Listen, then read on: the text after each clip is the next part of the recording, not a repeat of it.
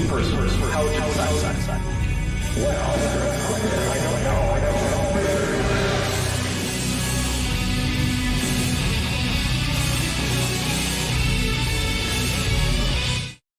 Hey there, everybody. Welcome to Kent with Bent number 6. This is clearly number 6. Next one will probably be, number 110, but that's okay. If you get that joke, then you paid attention to the thumbnail. But really, this is The Evil Kent. And of course, the subtitle of Can He Be Stopped? Which, in case you don't know it, is a play off of the cult classic The Evil Dead, starring Bruce Campbell, which you should all go watch at some point. Assuming that you're not very squeamish, because it is pretty gory. Pretty good, so yeah, it's pretty worth good. A watch. Yeah, I quite enjoyed it. I enjoyed all the Evil Dead movies. Even the remake I thought was pretty good. From 2013, I want to say. But yeah, Bent is wearing a tutu, and that is because last time we did a Kent with Bent, you guys hit the tutu/feathers number, which is currently at 210.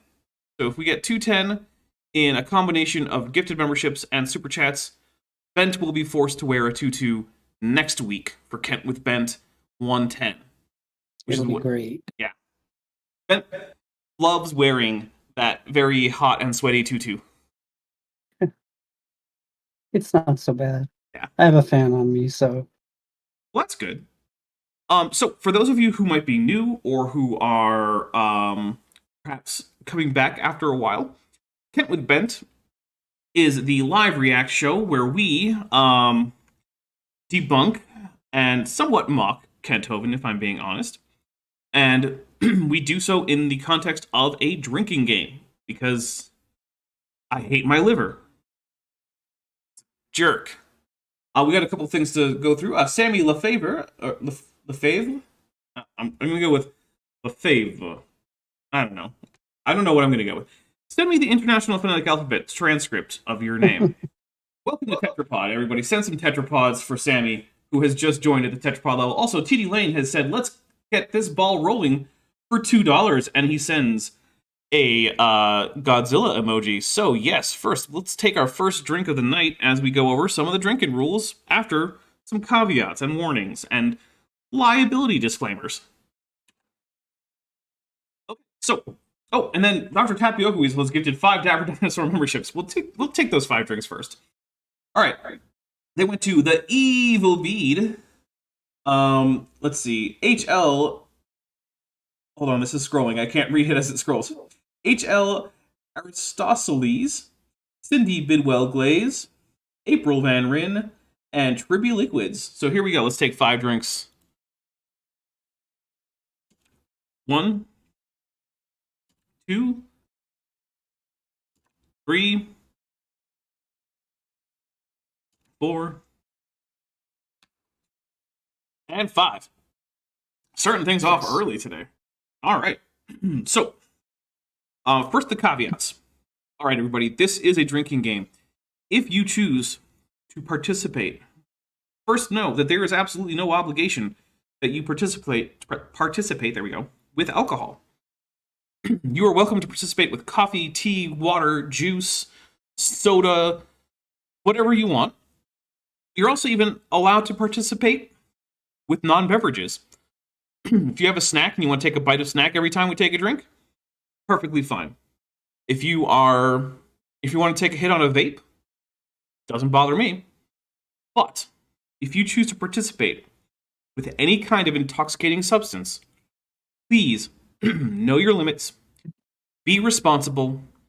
Don't go out and then drive a car or operate a crane or any other kind of heavy machinery. Don't drive a forklift or train or airplane, helicopter, submarine, spacecraft, rover on Mars. None of those things. Don't do any of those things. What about a rover on the moon?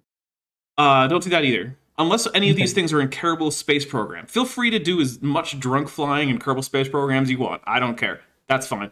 But you can't complain to me that it ruined your save. I do know that we have a couple more things to read, but I'm going to get through the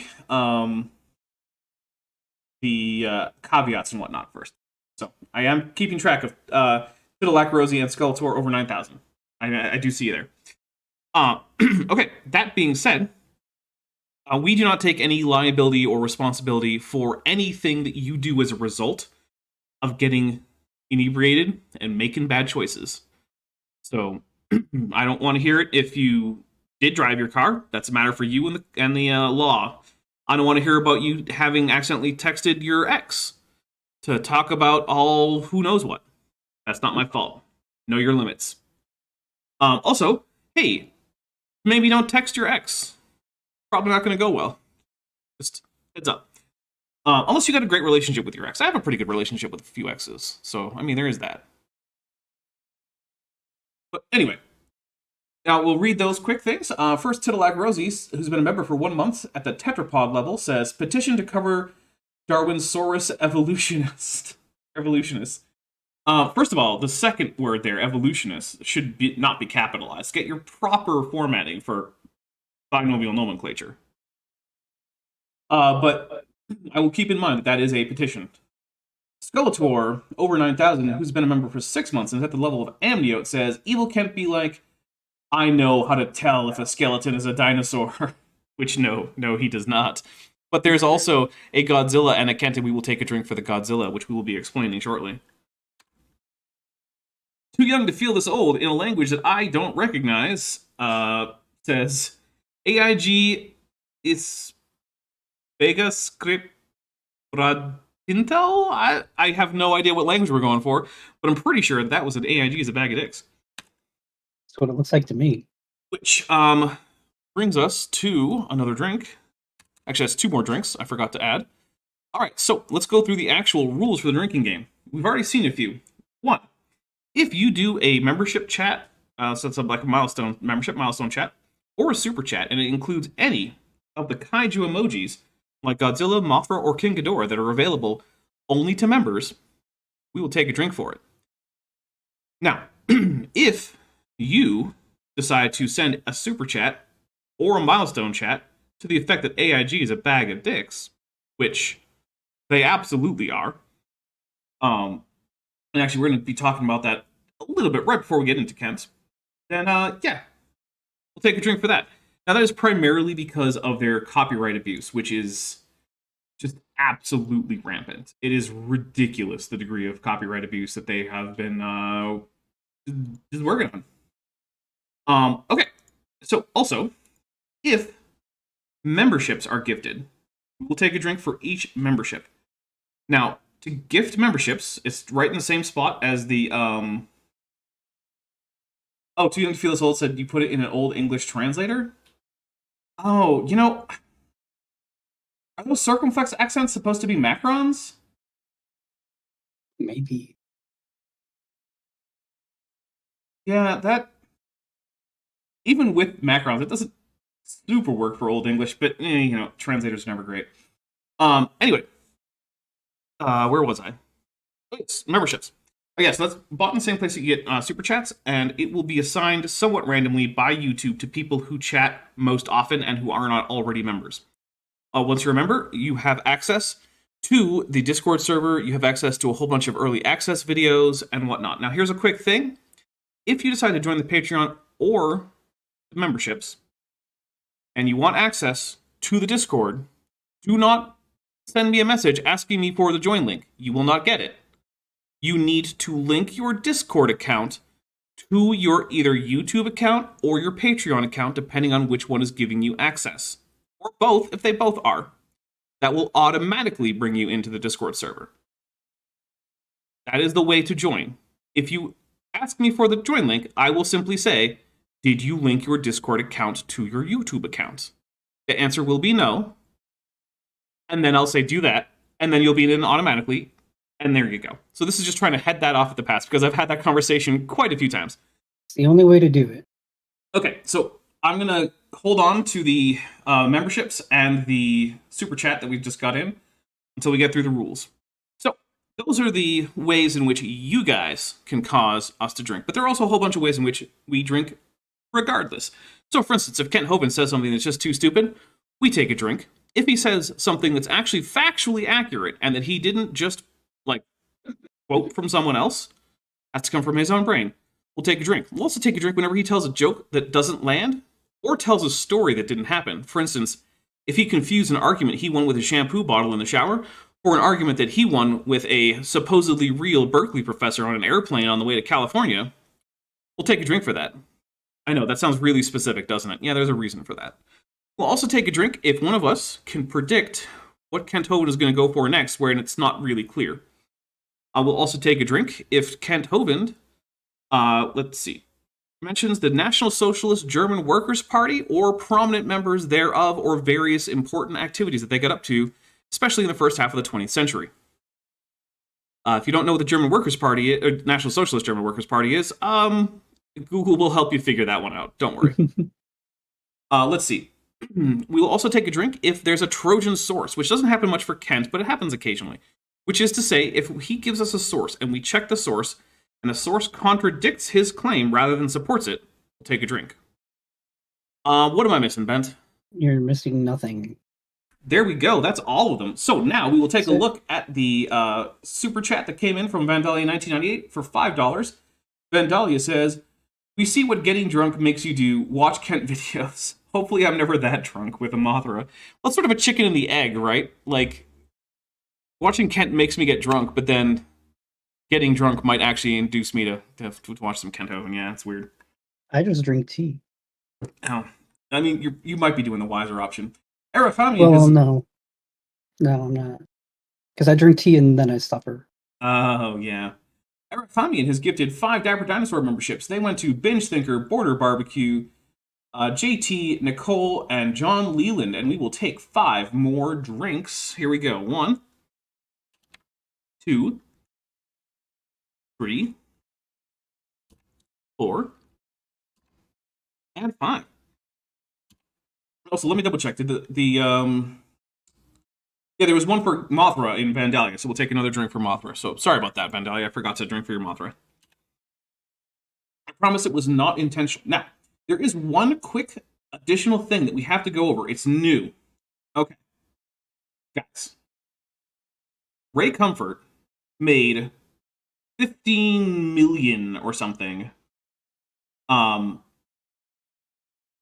tracks themed around the coronation of King Charles, and there you go. Now, he then got together with AIG to make some number that he hasn't disclosed additional tracks available for free, including free shipping in the United States. So what I'm going to do is I'm going to post a link to where you can cost AIG a few dollars for free and get yourself some tracks that you can do whatever you want with. You know, you want to wallpaper a room? You want to have some really uncomfortable toilet paper? You just want to give the recycling bin a little bit more to do? You want to hand them out, I guess. I ordered my 400. Feel free to order your 400. Make sure you select the free shipping option, though, because please do not give them a dime. But yeah, that's been pinned. So if everyone here ordered 400, that would be what's 400 times 82? What even is that? I don't know. I don't know off the top of my head. I can't do math. Millions. Is it millions? Maybe. It's 32,800. So if all of you went ahead and did that, it would cost AIG, who, by the way, are a bag of dicks, you know, some money. They've got plenty of it.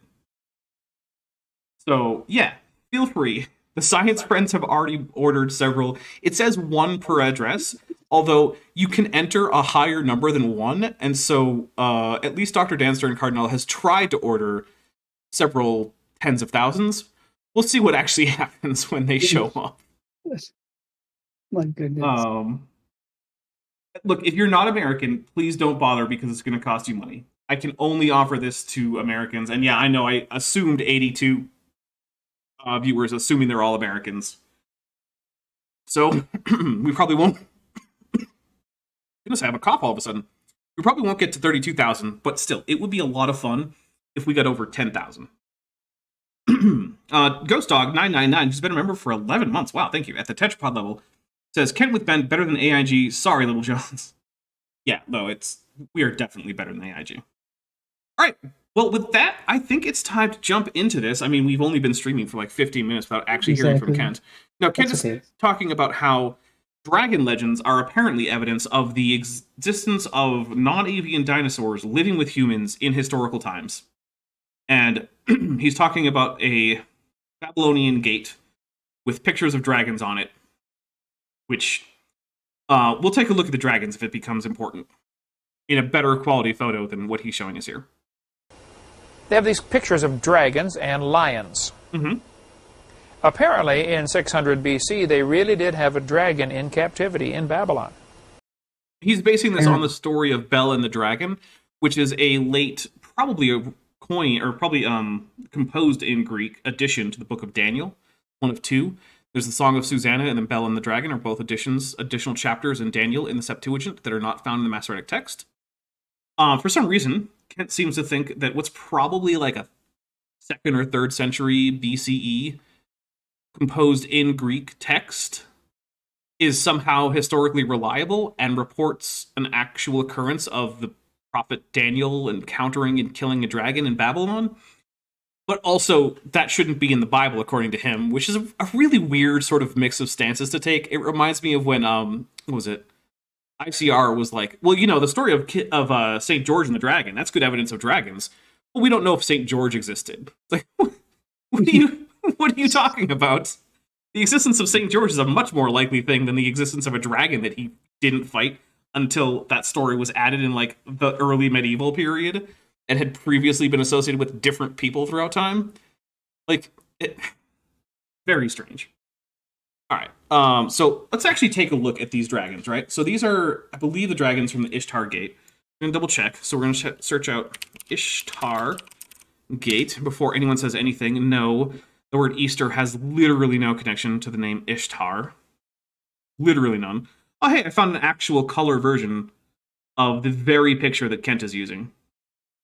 Like, same framing. I think it's even the same people walking around. Everything. So let's zoom in on it.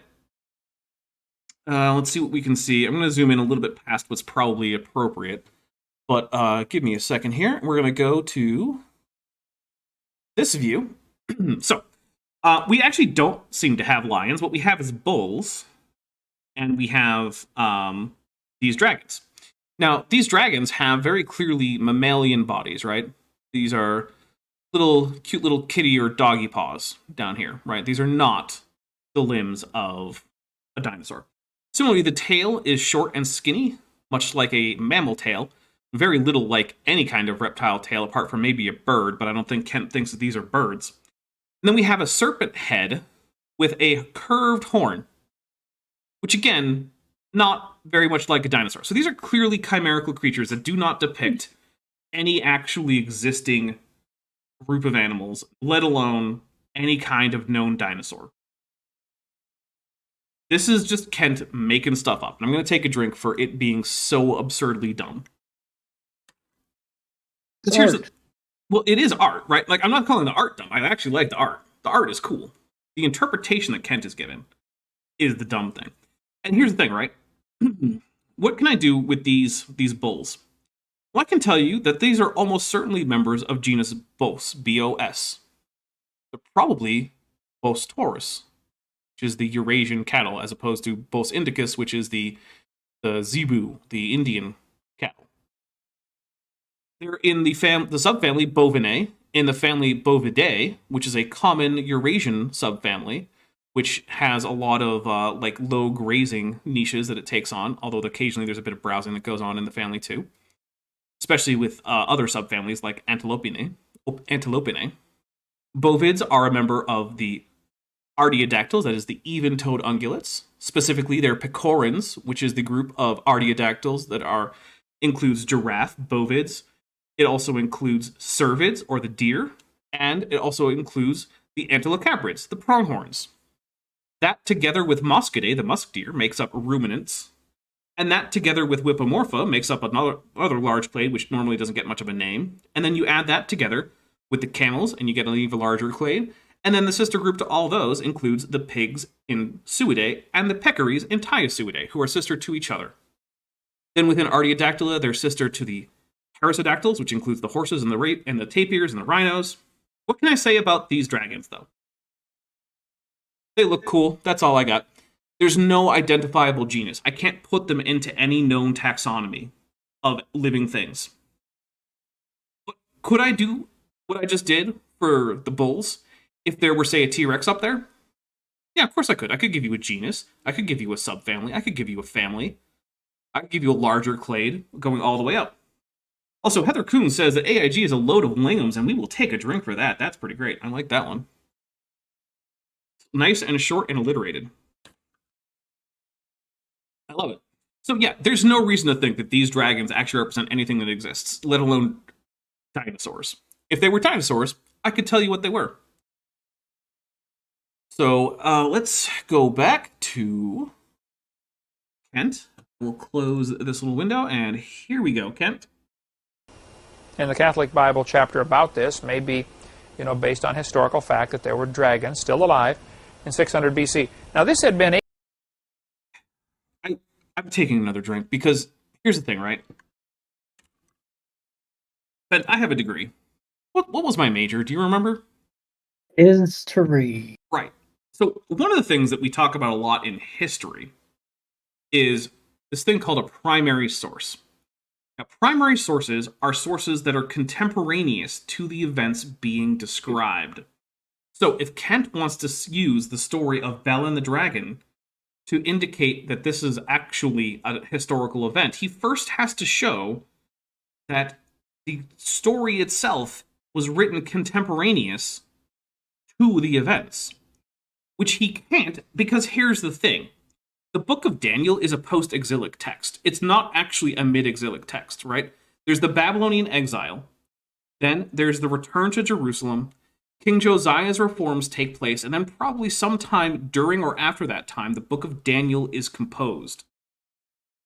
Then after that, the Masoretic text, well, actually, no, forget the Masoretic text. I'm sorry, I'm talking about the Septuagint, right? So then later, presumably in Egypt, a group of Jewish scholars, or maybe Hebrew scholars at the time, look, the naming conventions for this group of people get a little complicated, are commissioned to make a translation of the Torah into Greek. Then later, over the next few decades and centuries, right, additional writers continue to make translations of additional important works in the Jewish religious tradition, including all of what's now the Tanakh, or the Old Testament, but also the books that are in the Catholic Apocrypha, as well as the longer versions of Daniel and Psalm 151, which are additions to previously existing works. All of this is happening around the time after Alexander the Great's conquest, which is the reason why Greek is currently the lingua franca, as having more or less replaced Aramaic for the Eastern Mediterranean.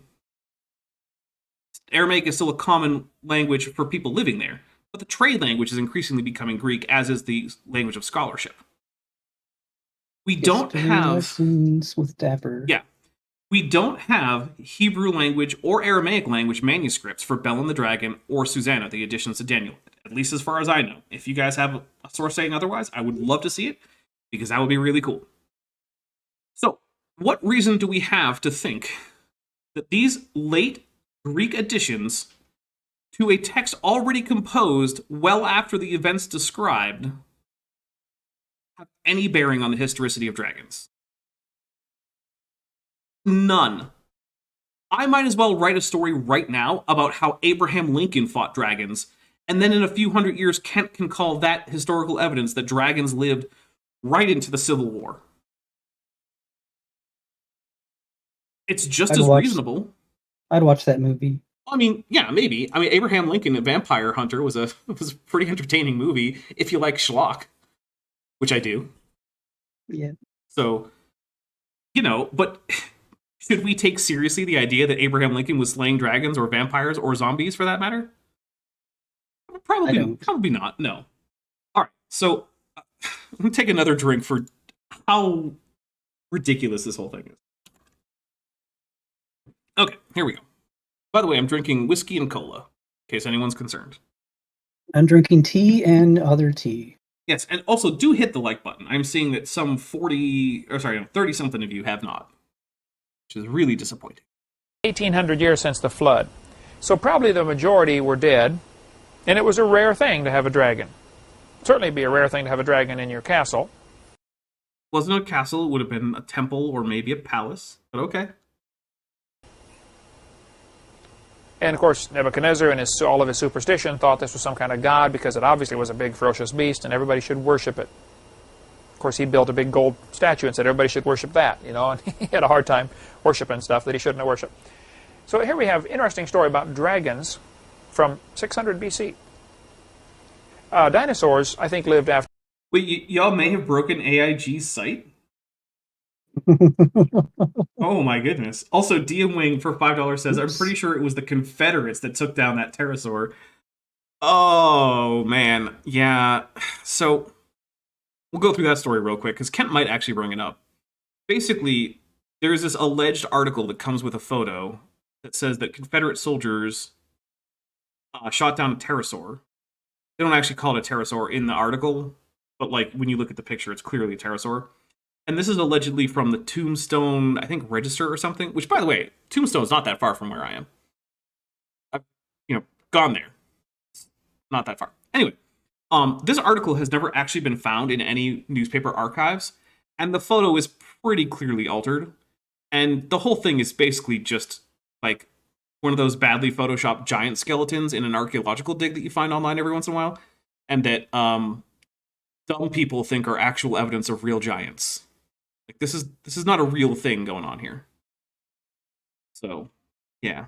And also, I'm realizing right now that I have a odd color gradient set for you there, Bent, because Maddie was like weirdly washed out. So for some reason I had like your contrast like super cranked up. So sorry, I just fixed that. Whoops. Yeah, I was looking at you, I was like, why is Ben so like dark and shadowy? It's like, oh, right. I wonder I felt different. I feel better now. Here we go. After the flood, becoming more rare, becoming smaller, less numerous, more rare, driven out of certain areas totally, extinct. Some species probably went extinct. By 300 BC, they were very rare.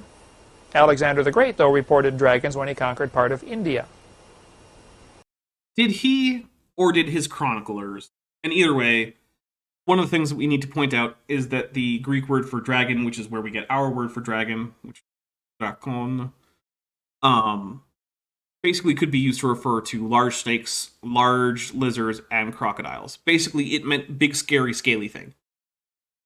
So, when Alexander the Great encounters dragons, he's just as likely encountering gharials, crocodiles, monitor lizards, big snakes, things like that. And those actually exist, so... Right. Yeah. And in fact, many species that might be called dragons in that Greek sense in antiquity were around in India, and many of them still are. So, yeah, there's no good reason to think that this is referring to anything other than encounters with large reptiles that are well known in the area. We'll take a little break. When we come back, we'll talk more about dragons that are mentioned through history. Oh, and then eventually lead up into dinosaurs that are still alive today. And dinosaurs that are mentioned in the Bible. He does not mean birds. Cover all that after the break. That's too bad. Okay, let's go through a few more reports from ancient history, 2,000 years ago or so, about dragons. Alexander. A quick thing, 2,000 years ago is technically antiquity, not ancient, but it's not that big a deal. Alexander the Great conquered part of India. As he was conquering the parts of these cities over there in this region, the people begged him not to kill the dragons that were sacred to them. And he said, what dragons? He said, Bitcore, who's been a member for 2 months and is at the tetrapod level, says, let's take a little drink, and sends a pelagic tunicate, which is just disgusting. But then also sends a great Godzilla emoji. So thank you, we will take a drink. Alright, here we go. Oh, outside the city in the caves, there are dragons, and we take sacrifices out to them. Alexander reported that, he said, I told him I wouldn't kill them, but I would like to see them. Wait, there was a drink trigger I missed. If we hear Godzilla or Mothra audibly, which we haven't yet, but if we do, take a drink for that. That happens as a bit of a phone thing sometimes. Forgot about that drink trigger. When he went out to see the dragons stuck their heads out and hissed at his soldiers. That sounds a whole lot like snakes or monitor lizards, or even crocodiles, although the cave part makes me think more likely it's lizards. Although snakes are lizards, but you know what I mean. And scared him half to death. That's in, I don't know if it's in his diary or what, the records of Alexander the Great. I don't know if it's in his diary or what. In other words, Kent, you don't have a citation. That's what you just said. Well, yes. You know what? I was once reading something by Augustus Caesar. I don't know if it was diary or if it was his records or what, but it said Kent Hovind is a complete moron and a liar. Weird, isn't it? Now, I don't actually know exactly where it was, but it was by Augustus Caesar. Trust me, bro. Trust me, bro. I like it. Yeah, Cecil Ranger says, get book title. Yeah, exactly. Alex Markle says, gharials are known to hiss. Yeah, actually, hissing is pretty common for crocodilians. Hissing, rumbling, little, low growls, all pretty common. And yes, the Fearmonger official, that is an appropriate time to spam that citation needed emoji. I'm really happy that the citation needed is as legible as it is, and I want to thank Vishanti for getting me the NASA font that I used to do that, which is one of the reasons it's so legible. Nice. This Roman mosaic, made out of small pieces of tile, stuck together, was made about the 2nd century after Christ. It shows 2 long-necked dragons fighting.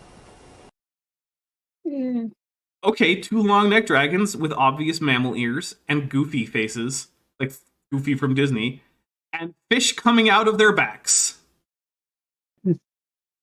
Anyone want to guess which dinosaurs meet those definitions or those descriptions? Yeah, none. We're going to take a drink for fish back-headed, goofy-faced dinosaur. No.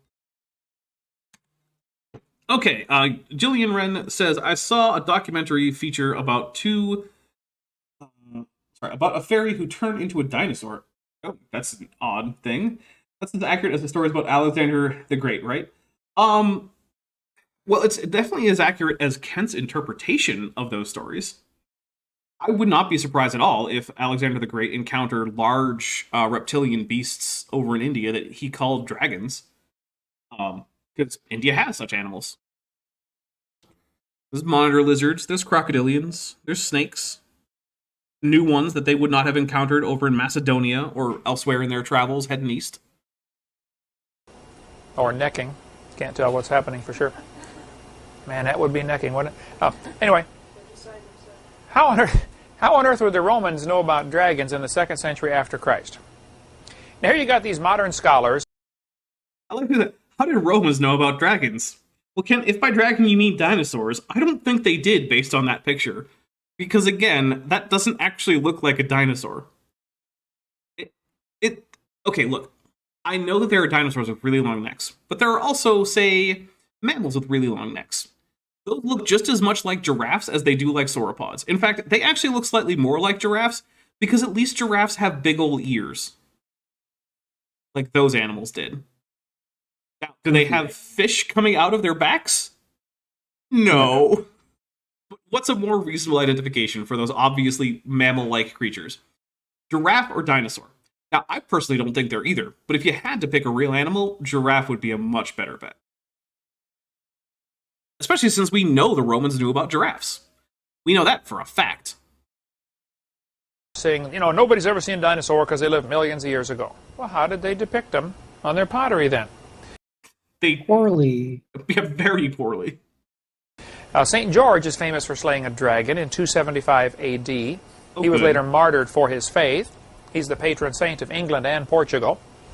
Okay, so let's take a look at what we know about St. George. St. George is mentioned early on as a probably 3rd century martyr, which means that chances are that if there's truth to this story, which, I mean, nothing about the story I'm about to tell you is particularly extraordinary, so there's a fair chance it's true. There was a Roman legionary named George, or, well, named the etymology from which we get George, right? We get that all the way from like Greek or something. Anyway, who was in North Africa and whose fellow soldiers said that he was a Christian, at which point he would be asked before a magistrate or judge to do something to show that he's not a Christian, because at the time, Christianity was an illegal religion, and around this time, there was in fact one of the fairly infrequent persecutions going on. So, Christianity was always illegal up until the Edict of Milan by Constantine the Great, but before that, the persecutions were not usually systematic, and they were not constant. But they were occasional, and while most of them didn't hunt out Christians, during them, if you were exposed as one, you could then be dragged in front of a magistrate and made to do something like sacrifice some incense to the emperor and say a little prayer to either the emperor or one of the gods of the Roman state or something like that. Most people would agree to do this if they weren't Christians. And if they were just Jews, then they usually couldn't be accused of this because, well, Jews weren't practicing an illegal religion. But Christians were. So, presumably, this would have happened to St. George, and then he was executed through some means. None of this is particularly extraordinary. Now, later, in the medieval period, when people are writing what are called hagiographies, the hagio part comes from Greek, meaning holy, or saint, and the ography means writing, so it's writing about the saints, right? And these are often exaggerated and have legends that accrue onto saints. So in the medieval period, we first start to get the story about St. George fighting a dragon. The story actually predates this and is associated with other characters beforehand, but it becomes famously associated with St. George in the medieval period. Did St. George exist? Probably. I'd be like 60% confident that there was a guy named George who was martyred, who was then honored as a martyr by Christians. Nothing unusual about that. Nothing unlikely about that. Seems like a perfectly normal course of events. Did he fight a dragon? Absolutely not. Even if there had been dragons for him to fight, we don't have any stories that are contemporaneous, or even close to contemporaneous, saying that he did. And the details of the story were just a stock legend that was applied to other characters before. Fade to Grey, who's been a member for 11 months and is at the tetrapod level, says AIG... Okay, hold on. AIG Arye AA Agbe of Ye Ixday. Thank you for the pig Latin, AIG, or a bag of dicks. Take a drink. Okay, so that's enough to know about St. George to know that this is nonsense. Also, what is this baryonyx? Baryonyx was not a quadruped. This is ridiculous. And I know it's a baryonyx because elsewhere Kent has said, maybe it was a baryonyx. And his reasoning for this is that St. George is popular in Europe and baryonyx is a European dinosaur. It's actually English. It's an English dinosaur because St. George is the patron saint of England. Here's the problem, though. The story of St. George is set in North Africa, where baryonyx didn't live. Whoops. Yeah. St. George and the Dragon. This would have been in the first couple centuries after Christ. If you ever tried to read the old Beowulf story, I've got the story in my library. Hey, did we already do this bit? Because I remember looking through Beowulf. I don't think so. This does Okay. not sound Old familiar. All right. English Beowulf is extremely difficult to read. I mean, you can only understand a few of the words, okay? Because English has changed so much since 583 AD. But the Beowulf story is interesting. I've read it several times. He killed Grendel the dragon. No, Grendel is not a dragon. There is a dragon later, but it's the third monster that Beowulf fights. I'm just going to take a drink for Kent apparently not having read Beowulf. He read it, he just didn't understand what he read. Maybe that's it. If you read and comprehended Beowulf 3 times, you would know that Grendel isn't a dragon. Grendel is described as a descendant of the biblical Cain. Literally, he's called Cain's kin. Right. The first monster that Beowulf fights is Grendel. He fights Grendel naked and easily defeats him, trusting only in himself and his faith in God. Now, I'm describing the heavily altered Christianized version that we get, that is our oldest version of it. This presumably went back to a pre-Christian tradition that probably wouldn't have had the explicitly Christian themes, but whatever. Then he takes on a bit of armor and fights Grendel's mother in her underwater lair, and does less well, but still manages to escape and kill Grendel's mother. I believe he beheads her. Then, last, he dons a full suit of heavy armor and a big old shield and a big sword, and goes to fight the dragon, no longer trusting in his faith in God, and is killed by the dragon. The only dragon in the story, which Kent could bring up, right? There is a dragon in the story. Kent doesn't have to say that it's Grendel in order to put a dragon in the Beowulf story. But for some reason, he does. Grendel is not a dragon. There is a dragon. Just not this one. And I don't understand why Kent can't just talk about the actual dragon in the story. And yeah, this has got to be outright lying. He's either lying about having read Beowulf, or he's lying about Grendel being a dragon. Those are the only options I can see. By pulling off his arm. The story Actually, I believe he pulled off both arms, but doesn't says Beowulf grabbed Grendel the dragon and doesn't say dragon. pulled off one of his arms, and the creature fled out of the room and then later bled to death. Well, most anybody that studies a T-Rex will tell you, even though he had ferocious head and ferocious teeth and was, huge, his front arms are pretty tiny. We'll take a drink. They're tiny compared to its, legs. Mm-hmm. But you know how big the arms of a full-grown T-Rex are? They're about Bigger the than same. mine. Yeah, they're about the same or bigger than your arms. And they're solidly muscled, too, right? Like, you can see the muscle attachment points. They're not tiny little unmuscular things like you might find on, Carnotaurus. Yeah, the Fearmonger official says he's lying about having read Beowulf. That's several levels of education above him. That's probably true. Yeah. I read Beowulf for the first time in high school, and I don't know that Kent has actually managed to really graduate from a real high school. And he certainly doesn't have a high school level of education. Whether or not he actually graduated from a high school, he clearly did not deserve to graduate in terms of his intellectual capacity. Fake Degree says I glossed over the bit about Angelina Jolie. Yeah, and the CGI mocap Beowulf, Grendel's mother is played by Angelina Jolie. Yeah, she tries to seduce Beowulf, which is not what happens in the actual story, like the written story. Grendel's mother is not a seductress in that. And is she a dragon? She's not a movie? dragon. Well, she's kind of a dragon. She has some reptilian characteristics. And then he actually lies about having killed her. Instead, he actually ends up sleeping with her in the movie, and then her offspring is the dragon that he fights later.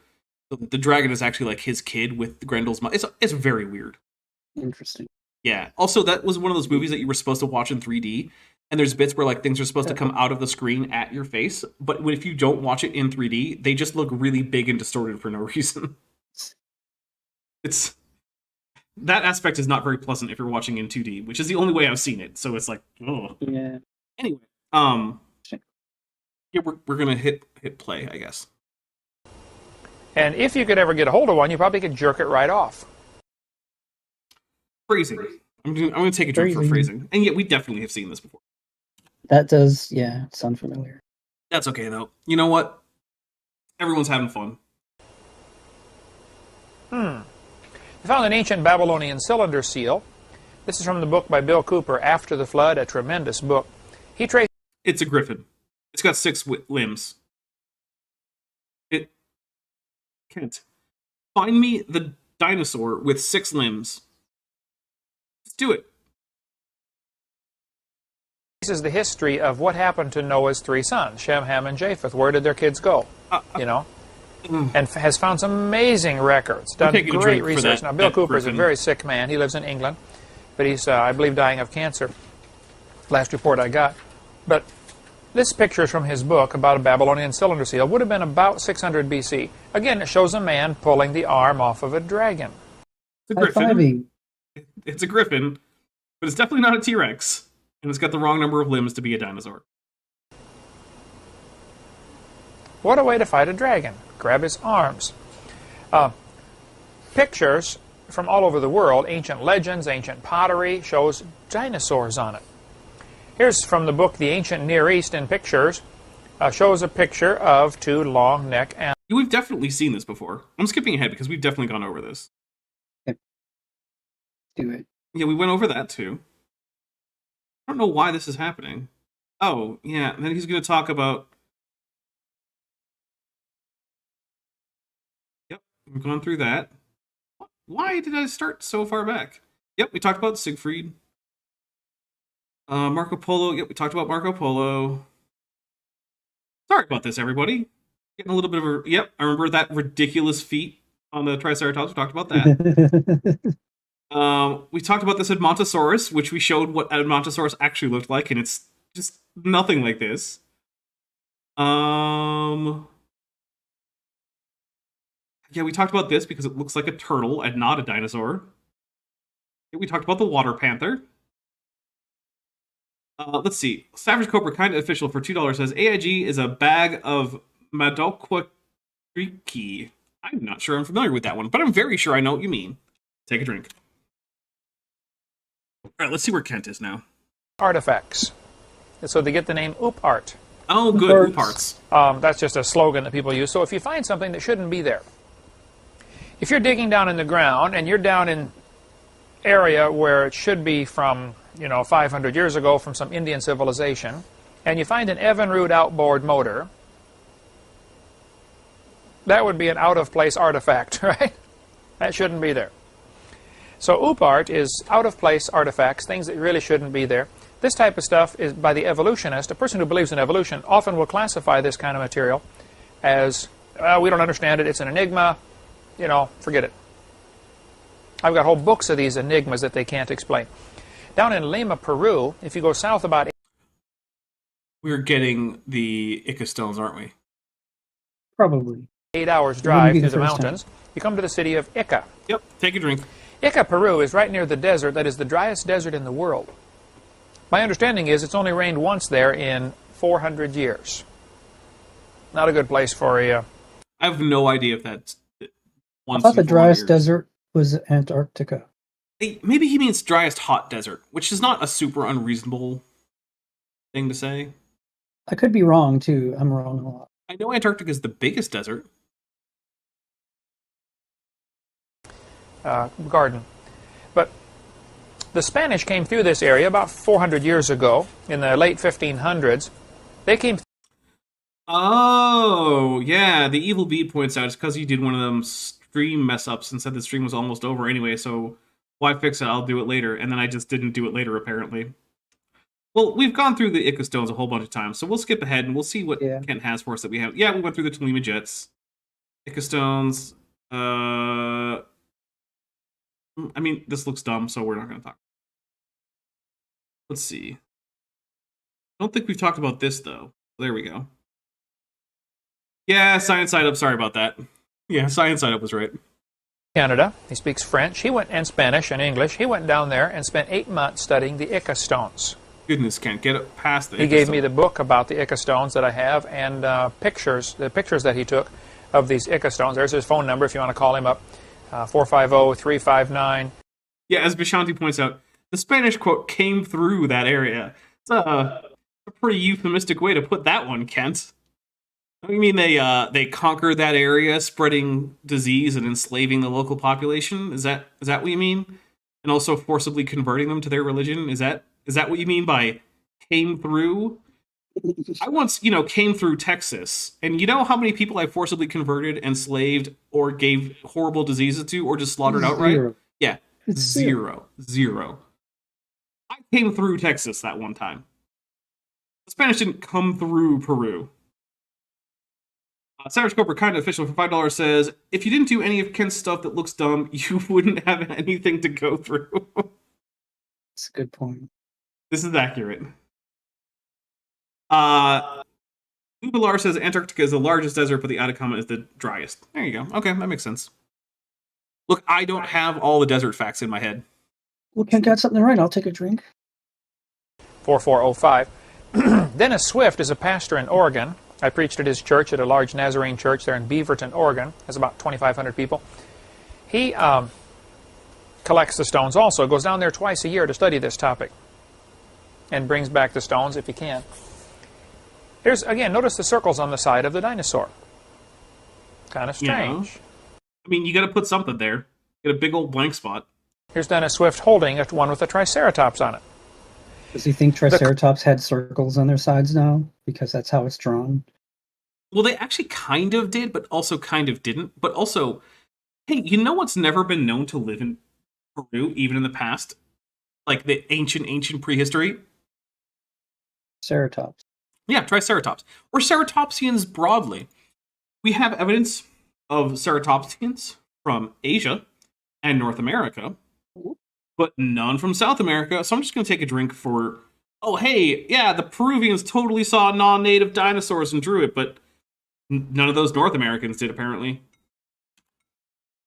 You know, the ones who might have actually seen these animals. Vandelian 1998 for $5 says, either you are drunk, either you are so drunk, you're watching the same Kent video again, or Kent just repeats his own topics all the time, or both. Both is the answer. That is a both. All of the above. Yeah. Sorry about that, guys. I totally spaced on the fact that we actually didn't have a normal quit out. We had a video player crash. So that's on me. Carvings in these stones are pretty amazing. They all have a coating on them that comes with time. It's called oxidation. Almost all material. It's actually called varnish, and the varnish was achieved by the person who forged them, as was demonstrated live on TV, by baking them in cow dung. That's all. That's it. Crypto457 says, yeah, weren't ceratopsians and tyrannosaurs lived mostly up north? Yeah, so we have Appalachiosaurus, which I believe is Tyrannosauroid, and that's from Appalachia, which is the eastern part of the North American continent, which during the Cretaceous was split into. And then from Laramidia, which is the western portion, we have things like, like actual Tyrannosaurus rex and most of the famous ceratopsians. The Appalachia part of North America is really low on dinosaur fossils because sedimentation is actually pretty rare there. The whole area was mostly eroding rather than building up sediment. So for that reason, Mesozoic deposits are like vanishingly rare in Appalachia. Many materials, if they're exposed to the air, they oxidize. You know, your car starts off bright, shiny paint. Give them a drink for something that's true. It is true. Many things oxidize when exposed to air because of all the oxygen and how reactive oxygen is. Thanks, oxygen. Paint. After 10 years, if you don't do anything, it'll oxidize and the paint fades. The oxygen actually, gets... The Evil Bead says Appalachiosaurus is a Eutyrannosaur. Well, Eutyrannosauria is part of Tyrannosauroidea, so take that. Yay. into the paint and oxidizes it. Well, that's what happens to these stones also. So they analyzed these stones and said that the coating on there, the oxidized coating, would require several hundred years to accumulate that much. Who's they, Kent? The media. Where's the citation? I would really like a citation on that one. Because they might have done that. But where? When? Where can I find their report? What was the lab that did the testing? What tests were done? How many samples were taken? What rocks were used for this?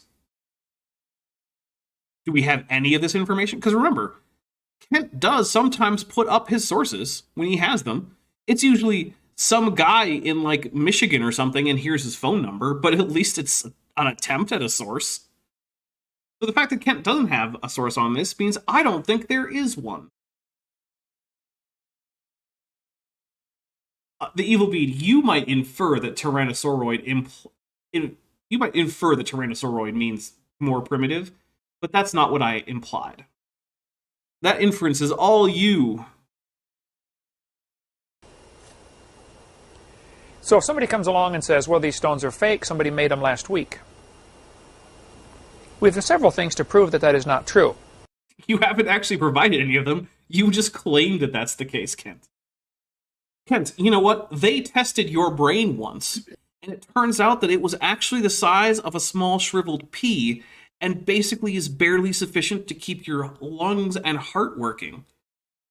Thanks. Now, if anyone tries to say that you have a normal human level of intelligence, we now have several reasons to know that that can't be true because of all the medical tests that were conducted on you. What's my source on this? Same as Kent's source for all the testing on the Ica Stones. As far as I can tell, it was just made up one day. It was they. They said it. Yeah, they said it. Curbsy for $5 says AIG is a voluminous container with an opening at the top. Within this being and many male genital organs of higher vertebrates carrying the duct for wow. I'll take a drink for that one. Thank you very much. That's pretty great. Okay. Let's hit play. Number 1, the oxidized coating on there says they're at least several hundred years old. Number 2, the Spanish reported them. 400. Okay. There are legitimate burial stones known for the area around Ica, Peru. The only ones that we have provenance for do not depict flying saucers or telescopes or brain surgery or dinosaurs. Because notice, Kent doesn't tell you about the brain surgery and the telescopes. Just the dinosaurs.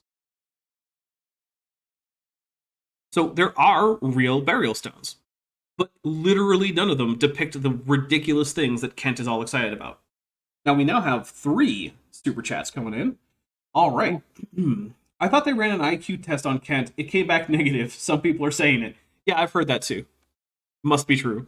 Now we know that Kent just doesn't have an IQ. He's like mayonnaise that way. He's like mayonnaise in a few ways, really. Heather Kuhn sends a $5 super chat with no message. Thank you very much, Heather Kuhn. And Vandalia1998 for $5 says, off topic, but just learned Greymon from Digimon is based upon Ceratosaurus. Oh, nice. So your dino family just has a major celebrity representing it in the media. Well, that's pretty cool. Maybe I should play Digimon now. But literally just to get that one, and then use it as like my main, and struggle through the entire game using only that one Digimon, and never like digivolving it or anything. So, yeah. Well, thank you very much, everybody. And we are now officially halfway to the next Tutu video. And we are about to take a quick break, which means if we can keep... Oh, and Steve Reno just sent a dapper, a heart, and a pelagic tunicate with followed by forever, which doesn't make any sense because that can't be a coherent sentence. Dapper loves pelagic tunicates. I mean, it doesn't make any sense at all. But there is a Mothra, so we'll take a drink for it, Steve Reno. You know, I'll give you a little something. Heather Kuhn says, for $5, last I looked, paint fading had more to do with UV exposure. Now, if it got scraped off, the metal underneath would oxidize. So the Ica Stones are actually etched into rock, which would have some kind of oxidization and varnish accrue on it. So it's not painted metal. These are stones that have been smoothed out and then had carvings, etched into them with some tool, presumably like a chisel. Arachamian just gave a $10 super chat that is in fact blank, and Nasty Hobbits just gifted 5 Dapper Dinosaur memberships. So we will take a drink after those come in, and then we will take a quick break where I can refill this because otherwise I won't be able to keep taking drinks. Alright, so let's see. Who was gifted? Theros Rex, Revenant Rye, Javad Curso, Kristen Mills, Evan Roderick, and did I miss one? No, that was 5. Okay, that was 5.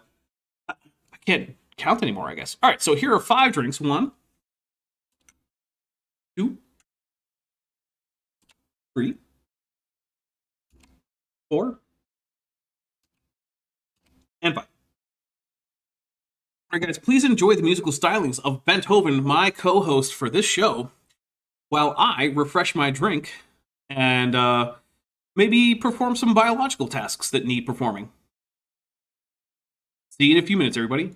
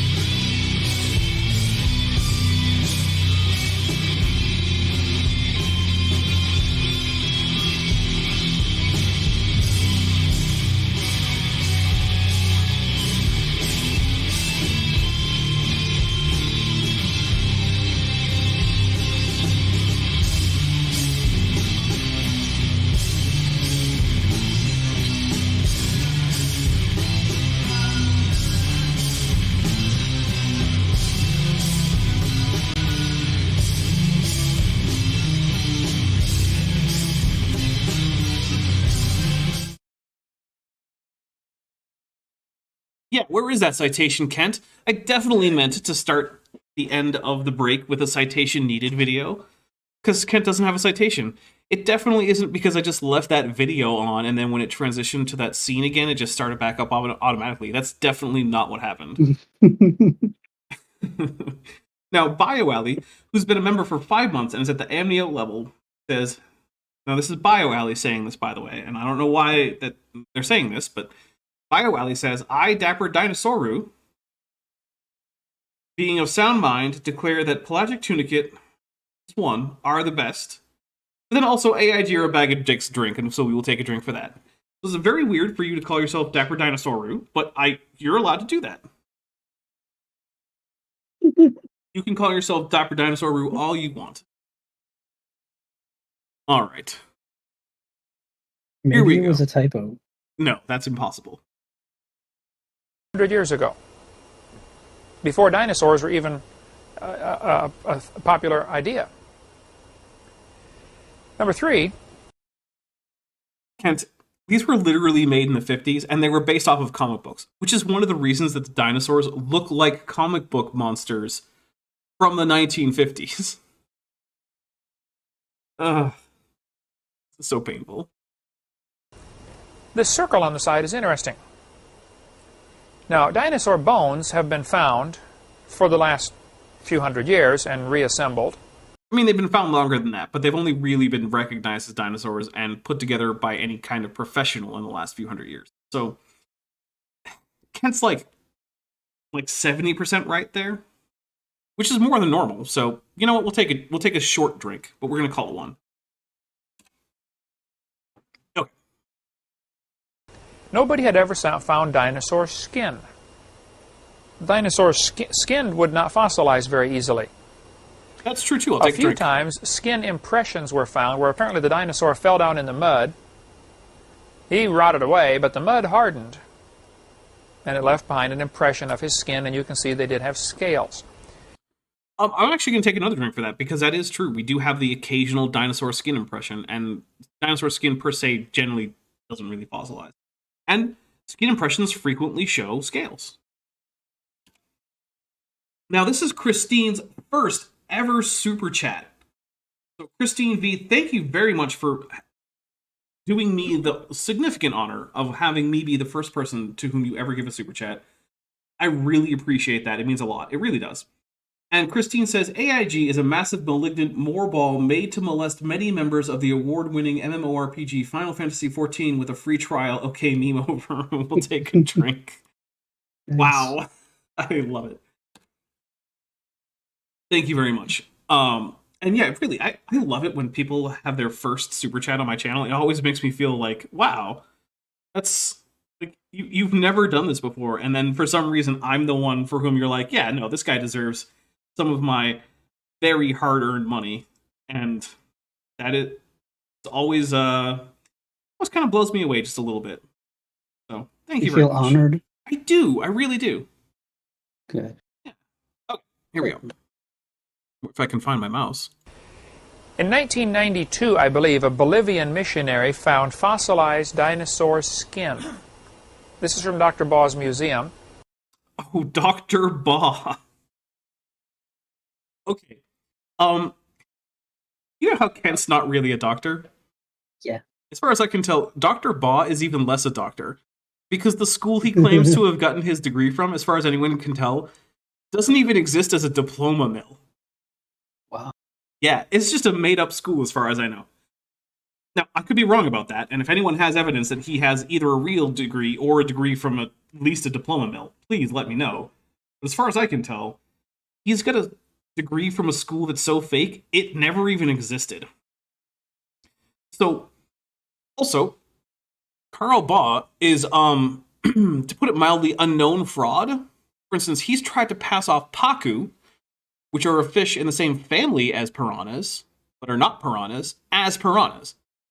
And then said, look how big I can get these piranhas to grow in my hyperbaric tank that simulates the pre-flood environment. Which is basically the exact same thing as taking, like, a timber wolf and putting it in a hyperbaric enclosure and saying, look how big this fox got. It's like, well, but that's clearly not a fox. That's a wolf, and it's a normal sized wolf at that. What are you talking about? You're like, no, you're just a heathen atheist who wants to sin. That's why you don't recognize that this thing that looks like a wolf is actually a fox that grew really big under pre-flood conditions. Okay, sure, Dr. Baugh. It sounds a little insane. It if you is. ask me. Also, Carl Baugh has so much trouble communicating that I guarantee you that if you put Carl Baugh up against ChatGPT in a contest of who is the actual human, where all you can do is just type to either one and then see the results, you would pick ChatGPT every single time, because Carl Baugh is utterly incomprehensible. Is he capable of passing the Turing test? No, he would fail the Turing test against an actual AI every time. I guarantee it. Also, Dr. Tropical Weasel. Oh, okay. Dr. Tropical Weasel. This is apparently Dr. Tropical Weasel's first super chat, which I'm a little less honored by, given that it's Dr. Tapioca Weasel on an alt account, but still, I do appreciate it. That's what you think. And Dr. Tapioca Weasel says, to be a virgin again, and then sends a Godzilla and a Mothra, so we will take a drink for that first super chat from Dr. Tropical Weasel. Thank you very much. Let's see. All right, here we go. Again, on the dinosaur on the left, you can notice the circles on the side. They've discovered now... Those are literally just bumpy scales. What are you talking about, Kent? At least find feature scales. And here's the thing.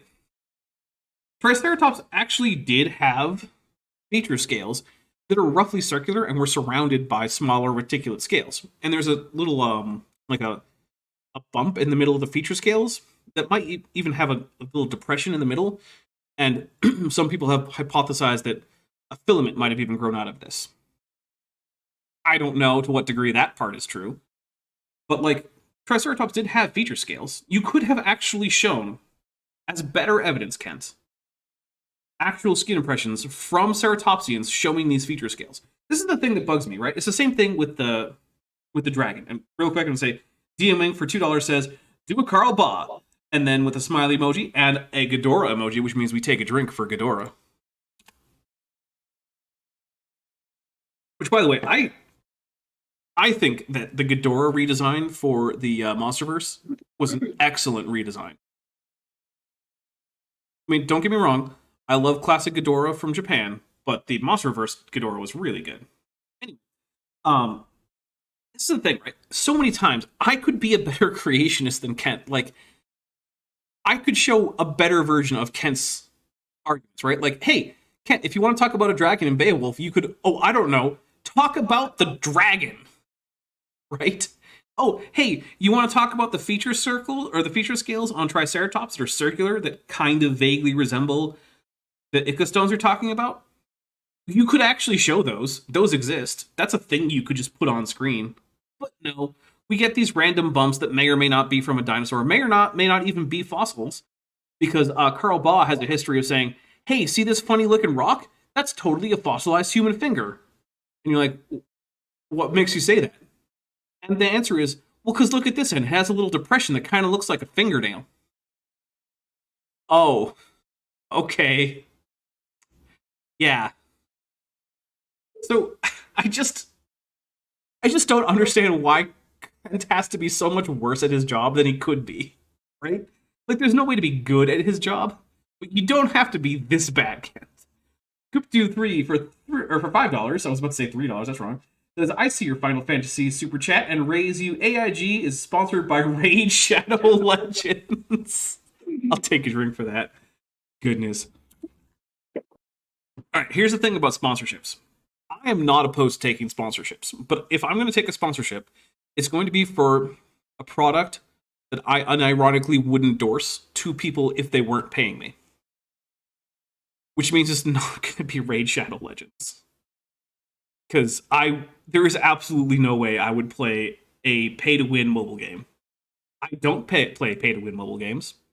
The closest I've ever come to playing a pay-to-win mobile game was, for a while, I played the mobile Power Rangers fighting game, which has a few pay-to-win aspects to it, but still, just with the points that you earn just from playing, you can still do well enough to win a pretty decent portion of your battles. So I never felt like I needed to pay to win a match. So, yeah. That's the closest I've ever come to playing a pay-to-win mobile game. Other than that, I have Cookie Clicker, which has a few ads up at the top, and I have a Sudoku game on my phone, which also has a few ads at the top, but I just don't pay attention to either of them. So, yeah. That's my bit on sponsors and Raid Shadow Legends. I'll take sponsors, any sponsors. Any sponsor, yeah, if you want to sponsor. Speaking of sponsorships, Bent has a wish list. He has an Amazon wish list. Bent, what's your highest priority item on the wish list right now? So there's doggy diapers on there because there you go. One of the dogs is older and is lost a lot of control of her faculties. Yeah, so if you want to help out Bent and me, you could go ahead and gift Bent some doggy diapers because we already have 3, I think, but there's only so many times you can do that laundry. Yeah, we need more. So there you go. All right, here we go. The dinosaur skin has Rosetta patterns, they're called. Circles. No, it's Rosette, Kent. Rosette, not Rosetta. You're thinking of the Rosetta Stone. I'm taking a drink. Goodness. Rosetta patterns. No. Rosetta Stone patterns. That would be interesting if you could get like hieroglyphics, or demonic, and Greek on dinosaur scales. That might be evidence of God, because I don't see any good way that would occur. Steve Reno for $5 says, I, Dapper Dinosaur, of semi-sound mind, declare Sub Rosa the best episode of Star Trek TNG. Beverly Crusher forever. But there's also a Dapper Dinosaur and a Love, and then there's some reason Pelagic Tunicate, which is gross. Is the best episode of TNG ever? That's a really good question. Wait, the Fishmonger official. By the way, okay, here's one thing about Sub Rosa. Beverly Crusher screwed a ghost, and that never comes up again. How is that not a thing that people talk about? No regrets. Even in Star Trek Picard Season 3, when she's back, no one's like, hey, aren't you the doctor who screwed that ghost that one time? Like, you'd think that would be a big deal, but it just isn't. Just, Beverly, she had a little fling with a ghost. It's fine. I mean, technically, it wasn't like a ghost. It was like some kind of weird alien energy monster, but whatever. Now, the Fishmonger official says, Humwij Wapdich, which means my first communication success. Which I'm going to go ahead and say that by communication, you mean super chat, which I think is a reasonable translation. So thank you very much for the 20 secs. I always appreciate it when anyone gives me the sex. Much appreciated. All right, here we go. Now, if the skin wasn't discovered till 1992, but the stones were discovered 1940s, basically. The Spanish knew about them, but in 1946, they really became popular. People started going after these things. Yeah, Liz D, I know it wasn't a ghost, it was an alien, but look, she thought it was a ghost. It looked like a ghost. It was pretending to be a ghost. How would they know to put the circles on the side? Okay, Kent. Oh, God. All right, I'm rewinding you a little bit, Kent, so that we can take a look at this. Okay. So take a look at the circle on that Triceratops there, which takes up basically the entirety of the animal's hip. Okay. Then let's look at this. I'm just going to assume it's an actual dinosaur skin impression. I'm going to give you that. I probably shouldn't, but let's give it to him. If those are supposed to be the same circles, Kent, how big do you think a Triceratops is? Do you think it's the size of a Chihuahua, Kent? Because it's the size of an elephant, man. I just saw several Triceratops skeletons in person like a week ago. Or maybe it was 2 weeks ago. I don't know. Recently. Check my Twitter. There's a picture of me at the museum with Vishanti. We went to the museum and we looked at several Triceratops skeletons. These are gigantic animals, Kent. If you think that that skin impression is being represented by that big-ass circle, I don't know what to tell you. If I wanted to represent that skin at the scale of a Triceratops, it would at best be little stipples. Not a big-ass round circle over the animal's hip. I'm taking a drink. That is just such a dumb argument. Am I saying hips don't lie? I'm saying that among other things. But also, by the way, I don't think Sub Rosa is the worst episode of Star Trek The Next Generation. Why not? Well, because I find it, like, ironically amusing. And also, like, Season 2 of Star Trek The Next Generation is a thing that exists. Yeah, there's some bad episodes in Season 1 and Season 2. Yeah. I recommend people, like, if you're new to Star Trek The Next Generation, just watch Season 3, and if you like it enough, then maybe you can go back and watch Seasons 1 and 2. You're not going to miss much. They've discovered now that dinosaur skin has Rosetta patterns, they're called. Circles. Now, if the skin wasn't discovered till 1992, but the stones were discovered 1940s, basically. The Spanish knew about them, but in 1946, they really became popular. People. Weird how the Spanish knew about all these dinosaur stones, but it took hundreds of years for anyone to be like, oh, hey, these stones we've known about for centuries have dinosaurs on them. Weird. You know why that is? It's because the ones with dinosaurs weren't discovered until the 1940s, where they were reported to have come from a mysterious cave, the location of which no one ever learned about, which meant all of the stones lacked that one important thing that both archaeology and paleontology finds vital before you actually take a find as real. What is it? It starts with a P. Providence. Not Providence. Close, though. Providence. Providence, right, with an N. That's what I said. I thought you said Providence, like Rhode Island. No, that's in Rhode Island. Yeah. Okay, my apologies. Yeah, So Providence. Started going after these things. Providence. How would they know to put the circles on the side? If you're carving them. You would not know to put those circles on the side of the dinosaur because you didn't know dinosaurs had circles in their skin because no skin had ever been found. Yeah, look, these are clearly just decorative things, just like you notice that same Ica Stone, right, had a little crosshatch pattern at the top, like around the back. But Kent's not going on about how cool that is. Because he knows that crosshatch patterning scales is the thing that anyone's ever found, nor are they likely to. Plus, again, Triceratops actually had round feature scales. You could talk about that, Kent, but no. No. Instead, you won't. It would be better evidence, but no. Till 1992. Interesting. Now, because it is illegal to sell Peruvian treasure, they sent, because of this, all the information about these stones, somebody, I think it was Nova, or some science program, sent somebody down there to Peru to investigate. They got down there, and they got one of the farmers who has produced most of the stones, and he won't tell anybody where he gets them, because he's out robbing these graves. Which, by the way, also means that they don't have any provenance.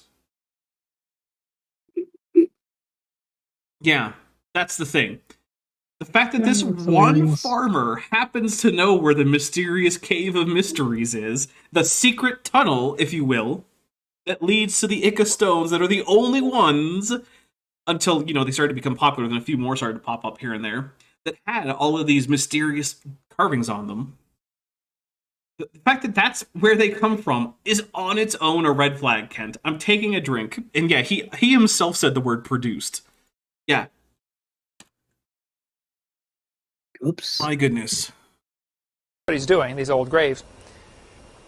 And he sells these stones to tourists or to Dr. DeCara, who buys as many as he can afford. They got this guy on camera and asked him, where do you get these stones? Now understand, if you are getting Peruvian treasures, ancient artifacts, and selling them, you go to jail. They say in Peru, a jail sentence is like a death sentence. Because they're just, you think Mexican jails are bad. They say Peruvian jails are the worst there are. For one thing, they throw you in jail and lock you up. They don't feed you, they don't entertain you, they do nothing for you. I have no idea if that's true, and I don't care to check on it. However, So you starve to death?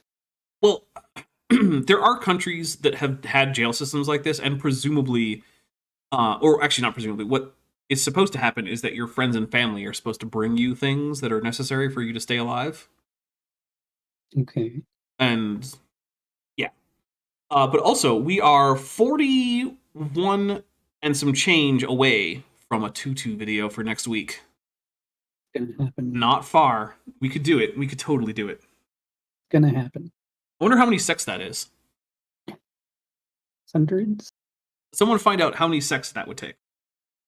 Or sorry, how much sex? Whatever. Grammar is weird. If your family on the outside doesn't bring you some food, you will starve to death. Average life expectancy in a Peruvian jail is about 2 years, is what I've been told. So, here's the camera videotaping this Mexican farm, or this Peruvian farmer, and they're asking him the question, where do you get these stones? Yeah, Ken. Right back. Look, Peru, Mexico, Guatemala, these are all the same place. I just kind of hate it that Kent, like, this is not sufficient evidence, but it's pretty strong indication that Kent just lumps all of, like, Spanish-speaking Latin America and possibly Brazil into one bag. And it's like, that's just those guys down there. They're the, there you go. The Fearmonger official says one quick conversion is 1 USD equals 10 sex. That makes sense. Man, you can get 10 sex for just 1 USD. I've been doing things wrong. Deal. Yeah, it's a pretty good deal. Or it's a really bad deal. Like, that could also be a really bad deal. There might be something that coming with that you might not want. Behind the camera are 2 Peruvian police officers. Do you have evidence that there were police officers behind this camera crew? Because I've never seen any. But okay, Kent. In case he says, I'm digging them up out of a grave and I'm selling them. He's going to go to jail. So the guy stands there in front of the camera and says, oh, I make these stones. It's a hobby of mine. Actually, no, he didn't say it was a hobby. He said it was what he did because working the land is harder and makes less money. And then he went on to produce one in front of the camera that was essentially indistinguishable from the other ones, Kent. That's the part that we don't always get to when creationists describe this, is that he actually produced one for the documentary. Whoops. Yeah. I wonder if we'll get that part of the information. So they gave him one of the stones that had no markings on it, gave him the same kind of rock, and said, here, make one for us. So he carved one out with a scratched the surface like that, and it was lousy. They're all lousy, Kent. What are you talking about? They all look like a 5-year-old drew them based on his comic books collection. Because that's more or less what happened. A guy with no artistic talent drew some dinosaurs and some telescopes and some brain surgery, and he used popular entertainment books to base this on from the 1940s, which is why the dinosaurs are so inaccurate, Kent. I'm taking a drink for, like, this guy's ones were lousy, as opposed to the like, Leonardo da Vinci level realism that you find in the other Ica Stones, Kent? Is that what we're going against? This is so dumb. You should see the dinosaur that I drew. Did you actually draw one? Yeah, it has 3 circles on it. Ooh, let's see it. Okay. Keep in mind, I'm a brilliant artist. Okay. Oh. I know. It's incredible. What genus is that? Oh, who knows? I just made it up. Fair enough. Oh wait, I'm gonna have fire come out of its mouth. Now it's a dragon. Oh, we got to see that too. We got to put that in front of the camera. Yeah, well, it's just fire. No big deal. Nice. I don't know how well you can see that, but Pretty well. well, it took me 15 minutes. Awesome. You could be the next Ica Stone carver. Okay. It looks about the same quality. It really does. That's on purpose, by the way. Oh, good. Steve Marino for $2 says, Dapper, he had talent as a con artist. I mean, yeah. Oh, Vishanti is requesting that you now draw Trogdor. Presumably the Burninator. Oh, I can't draw that well. I'd have Is to that- rewatch the tutorial video. Can you make consummate V's? No. Oh, well, that's too bad because I said consummate V's. Oh, I could do consonant V's. No, consummate with an M. Mike. No, I can't. Ah, terrible.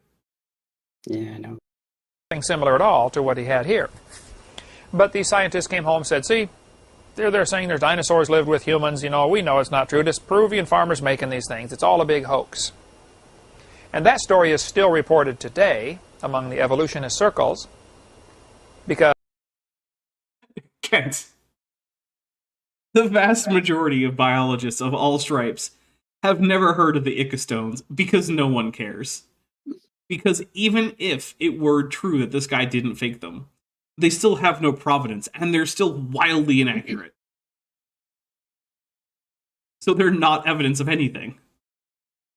But we also have a great explanation for how they were made, in that the guy who made them said he did it.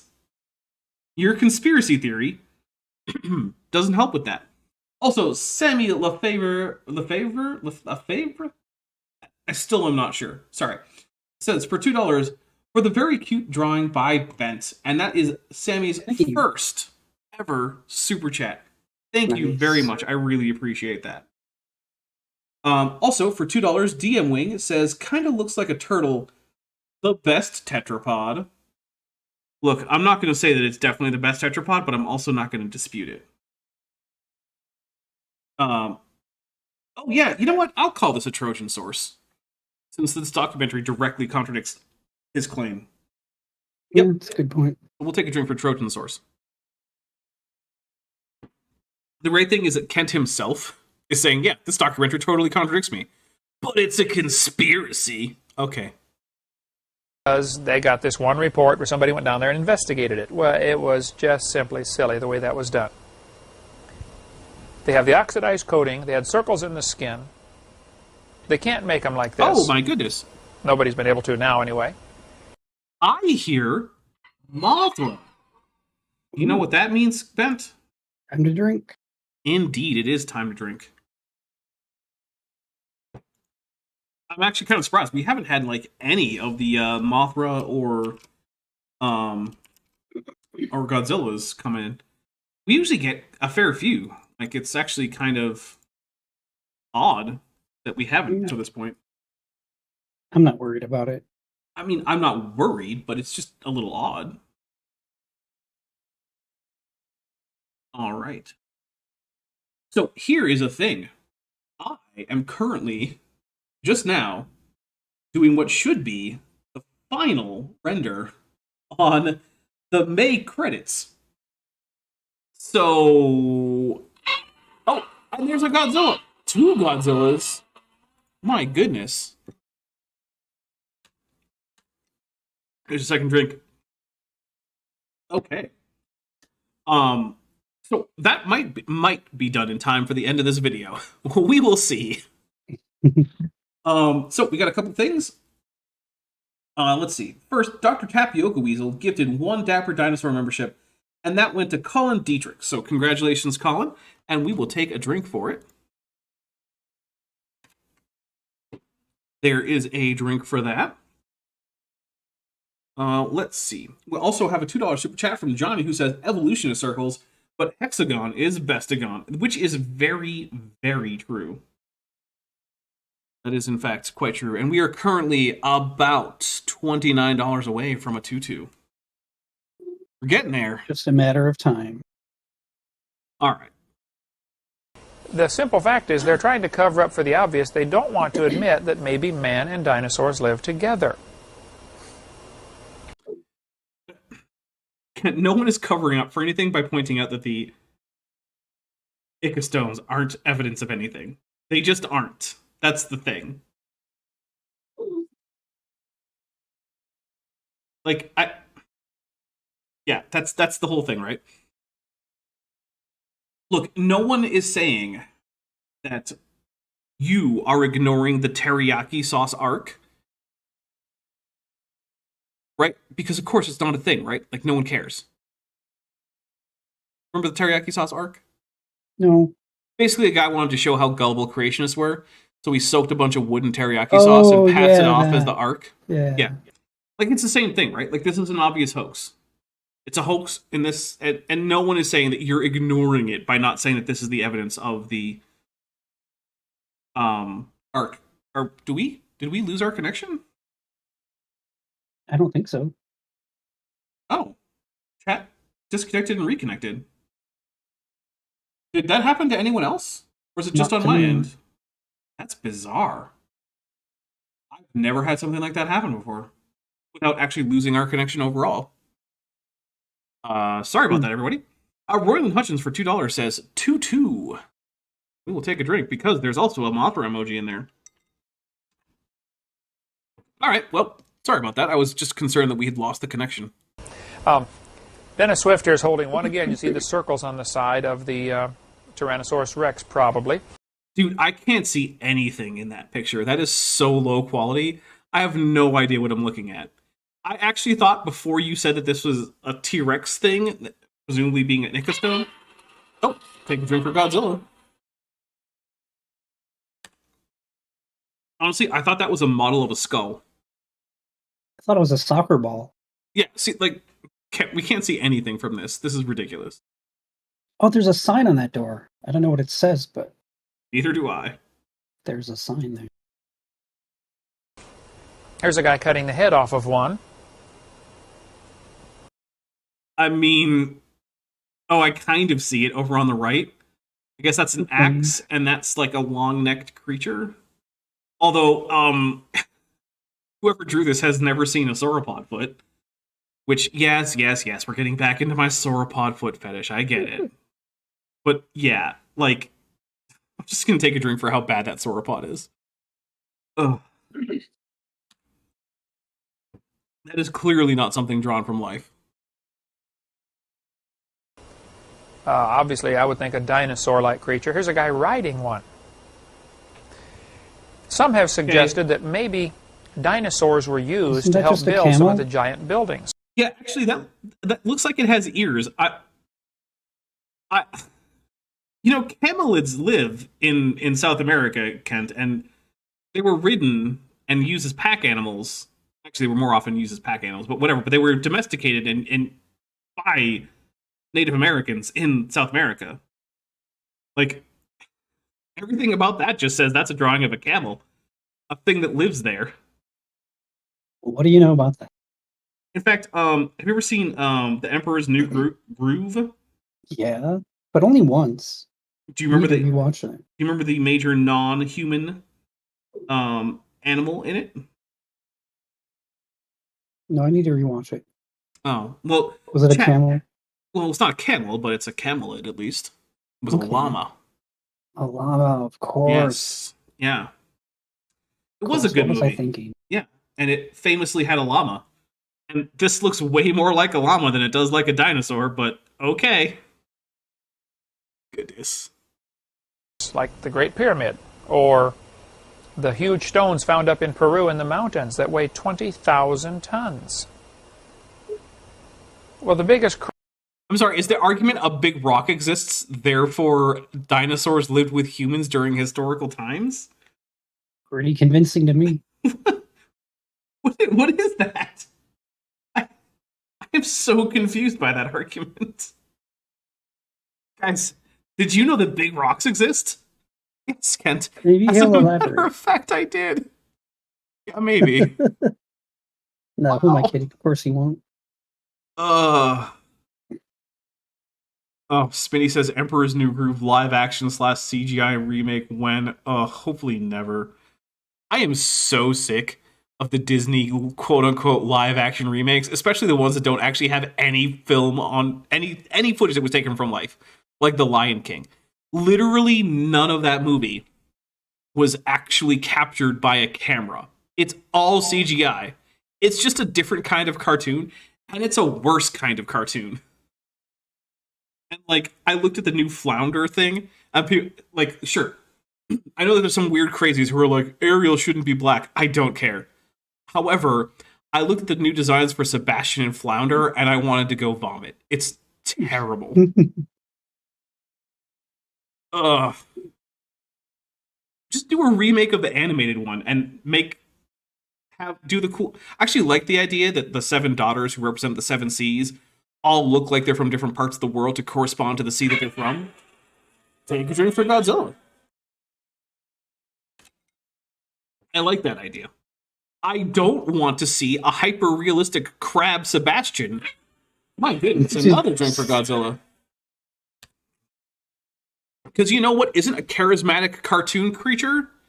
An actual crab with all of its weird mouth parts and its stocky eyes and like the little weird antennae and whatnot. That looks like a horror movie. I don't want to see that in my singing crustacean. Like, no. Ugh. Anyway, all right, that's enough of me ranting about how much I hate the live-action Disney movies. The Jungle Book is a bit of an exception, by the way, in part because they didn't go hyper-realistic on all the animals.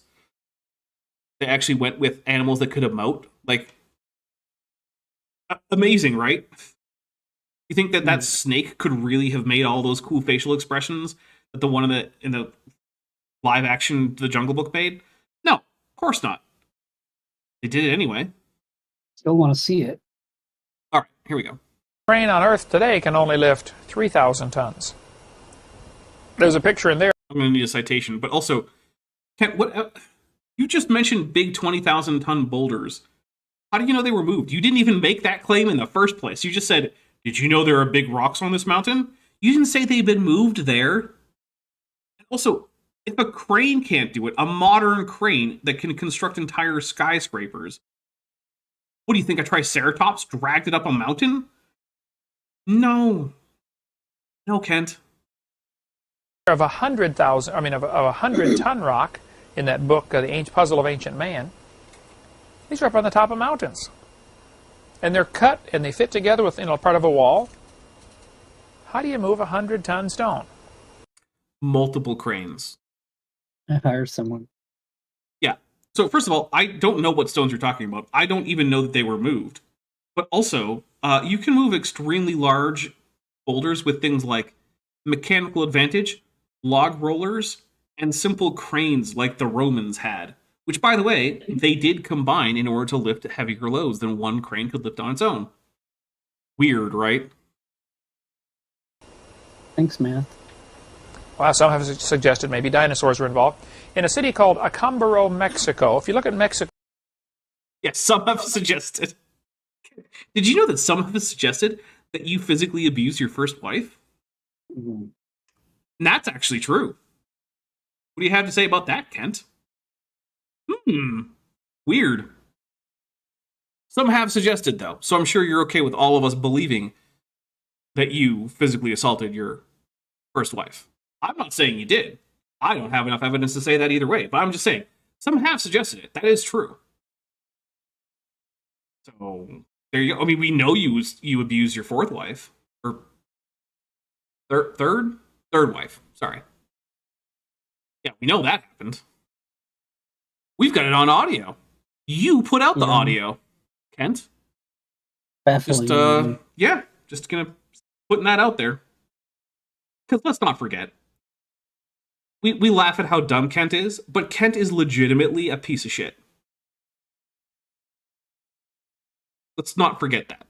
He's an abusive asshole who has abused, by his own admission, his own children, who he is convicted of having physically abused his third wife, and for whom there's plenty of evidence that he both financially and emotionally abused her as well.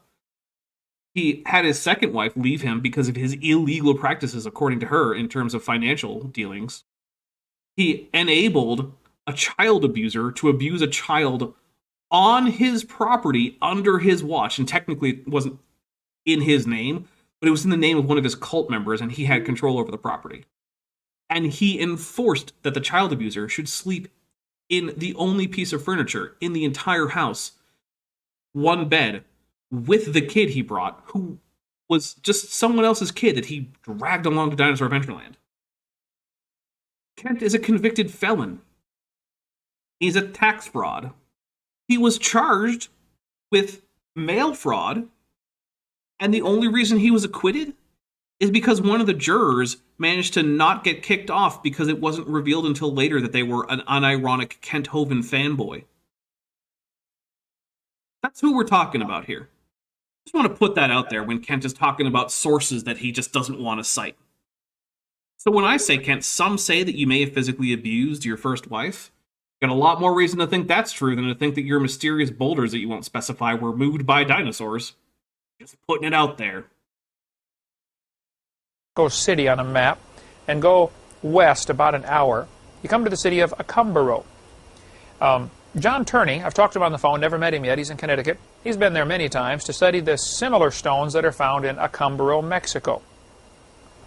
Down there, this stone... By the way, the Acámbaro figurines are not similar to the Ica Stones. For one thing, they're figurines, not stones with figures carved in them.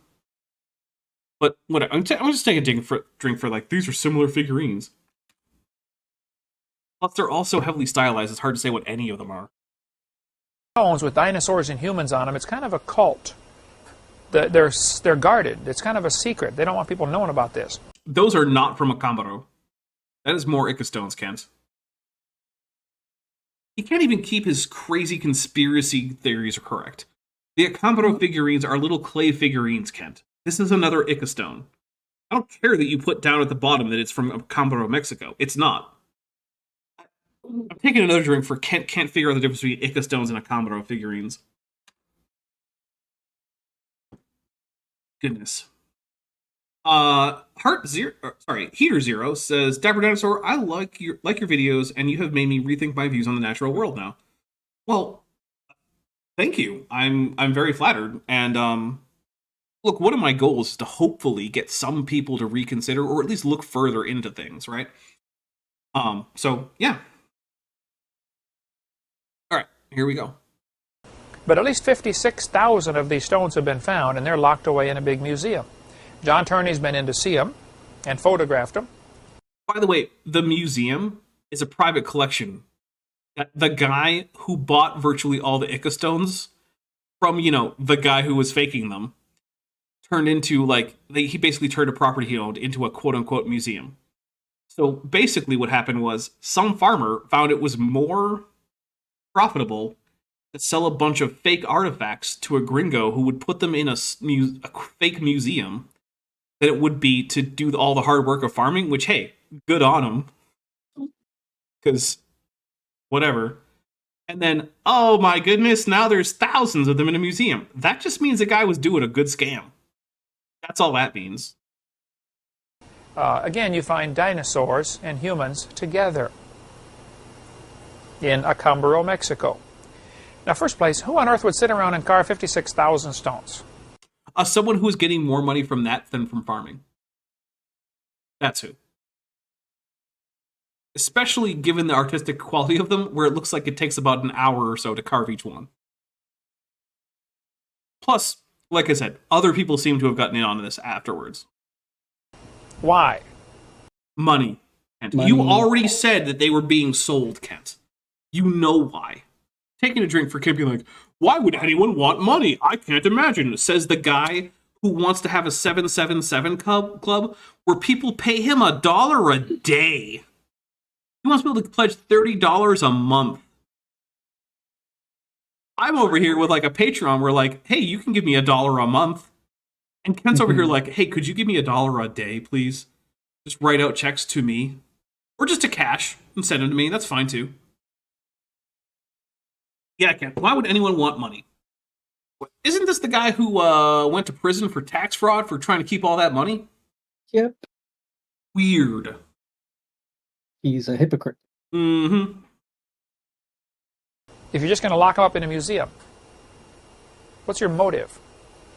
Kent, the person who carved them wasn't the one who put them in the museum. That guy was the mark. You, of all people, should know the difference between the mark and the scammer. Because you've got plenty of marks, and you know you're a scammer.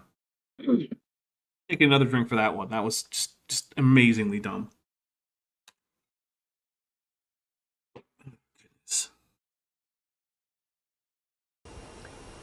I think we have evidence, very strong evidence, of man and dinosaurs living together. It would have been great if you had presented any, Kent. Although I do agree, there are lots of birds that have lived with humans. Oh, yeah. In 1572, an Italian peasant killed a dragon.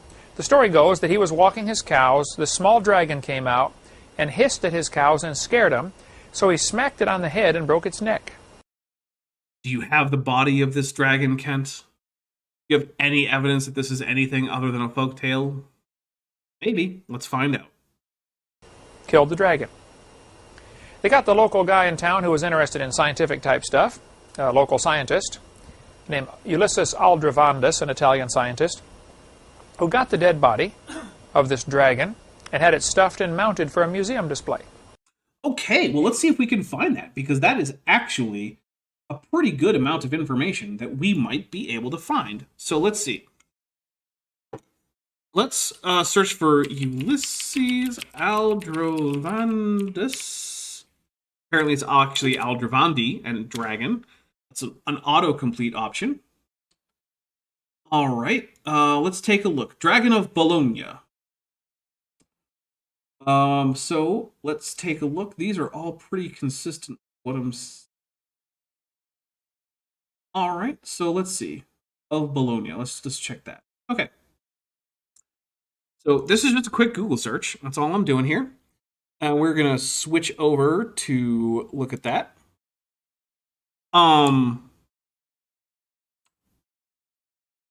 Which of these looks like a dinosaur? Because I'm pretty sure it's none of them.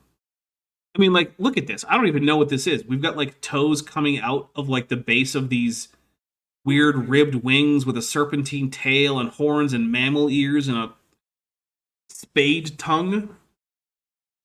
Which dinosaur is this? I don't know. Take a look at this one.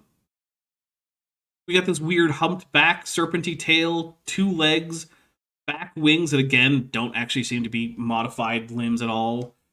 I mean, mammal ears, again, weird giant front-facing bottom teeth with, like, back-facing top teeth, a little dog nose. None of these are the stuffed example. We don't have, apparently, any pictures of a stuffed example of this. All we have are these drawings that don't look like a dinosaur. If this is evidence of anything, it's evidence of a hoax that someone made a taxidermy hoax of, at best. Take another drink for this. These don't look I mean, this one right here looks like someone found the corpse of a skate or a ray, like a stingray. I mean, this is just a naga, basically. Like straight out of India. Or maybe straight out of Revelation. Got a cockatrice for some reason. What dinosaur is this, Kent? I really want to know. We got this guy. The 2-legged dinosaur, apparently. Which dinosaur had only 2 limbs, Kent? Oh, was it Nun dinosaur? Yeah. Yeah. That's just like a duck. I don't know if that counts. Oh, hey, look. A scaly rabbit. Maybe that's it, Kent. Which dinosaur was a scaly rabbit? Or maybe it's this human-faced bird person. Maybe that's it. Because this is stuff written by Ulysses Aldrovandi. This is all stuff that apparently he took seriously. Were there human-faced birds, Kent? Is that oh, look. What about a sea bunk? No, sorry, sea bishop. I just read it. Monstrum marinum rudimenta habitus episcopi referens. A monster living in the sea that looks like a bishop. Which dinosaur is that, Kent? Where do you get sea bishops from? This is what I mean. Like, this is the absolute nonsense. Look at this. You got a merman here with, like, weird breasts, weird fins. So should we take Aldrovandi super seriously, Kent? I don't know. You tell me. Apparently the answer is yes, and it's amazing evidence of dinosaurs living with people. The guy who brought you this monstrosity. Oh, hey, look. There's the actual sea monk. Before it was a sea bishop. Now we found the sea monk. We got the whole sea Catholic Church coming together. feel like I don't need to do a whole lot more to explain why maybe this source isn't super great. Technically, it's not a Trojan source because it doesn't directly contradict Kent. But like, oh hey, look, we've got Onyx, the Pokemon, just straight up the Pokemon Onyx. Great. All right, we're going back to Kent. Oh goodness, that's not it. That's it. Here we go. So yeah, Kent. Also, this looks like Tanistropheus, not a dinosaur. Oh, it says Tanistropheus, which is again not a dinosaur. Taking like 2 drinks for this nonsense. First for the we should totally believe Aldrovandi, and another one for the Tanistropheus being confused for a dinosaur. There's one. There's the other. Yeah, and a shiny Onyx, no less. Good point, Group 2. Why does Kent think he's worth taking seriously? Really? I just don't get it. Because he thinks no one's heard of Google. I mean, maybe at the time he made this, that was more reasonable. Cat of Many Faces says, it was the Diacy. Amazing. I love it. It wasn't the bones, it was the skin, stuffed by a taxidermist in 1572. Roman artifacts were found. Now, we're not going to go to Roman artifacts. Look, guys, we are basically done, unless a whole lot changes in the next few minutes. We're probably not going to get the next tutu. So, Bent will be free of the tutu, I think, next time. Although Carrie Bronson, who's been a member for 24 months and is at the amniote level, says, AIG is like the 2 hot dogs left in the bag after the other 6 have been paired with buns. Pointless and designed to get people to buy needless things. Good point. Okay, so real quick. If you have not already ordered your own 400 copies of Ray Comfort's Gospel Tract, published by AIG, which again, costs them a little bit of money, but if you're in the contiguous United States, it costs you nothing, and if you're not, I don't suggest you get them. Check the pinned chat, because that is where you can order yours. I ordered mine. I haven't decided exactly what I'll do with them, but I'll probably read one on stream at some point. Do you have anything that you want to mention before we get out of here?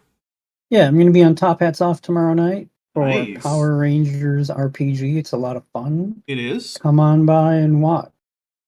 I have an Amazon wishlist, which was mentioned before. If you feel like supporting me directly, you can do that. Yes, with doggy diapers. With doggy diapers. And Those there's are- also music I make. Link is in the description. Those are actually fairly important, because I would prefer not to just walk through the house and just have, dog turds. Or No one wants urine that. puddles. Nobody wants that. No. All right, well, let's take a look at what's coming. I, of course, also have a Amazon wish list. There's a bunch of stuff. There's like drink ingredients, there's books, there's dice, there's computer components. There's a DVD player, technically, that's been on there since forever ago. So yeah. But also, there's a Patreon if you want to support that way. There's also a channel memberships. So yeah, there's a whole bunch of ways to support if you want to do that. But also, there's a merch store linked in the description. Let's take a look at what is coming up here in the near future. So on Thursday, we're going to have the super cut of the ICR Lies About Dinosaurs videos. Then on Saturday the 6th, I am currently planning to have another Dapper Reacts. Then on the 9th, Tuesday, that's May 9th, 2023, Tuesday, I am currently planning for there to be a another Kent with Bent, which looks like will not have a tutu. Hmm, Oh well, that's a shame. it is. But you know what? It'll be another chance for us to get to the tutu. That's true. Yep. We could start a new streak. Mm-hmm. But the streak will be broken at this point. Which, how long was the streak? My goodness. I think that I started wearing them in December. Because I did a freebie for... what did I do? The Christmas special? Was there a Christmas special? I don't remember. Somewhere around there. So about 5 months, 4 or 5 months. Okay. Now, one important thing is we are really close to getting the 10,000 subscriber special. I think it's going to happen this month. If you want to make sure it happens, here's my recommendation. Share this video. Put it on your social media. Send it to friends who you think might enjoy it. Share it around so that way we can get more subscribers so we can have a 10,000 subscriber special. I've already got plans. I've already started inviting people. I think it'll be fun. And I'm hoping to have it sometime around the 27th if we get there on time. If not, we'll have to push it back. But anyway, oh, drink for Godzilla.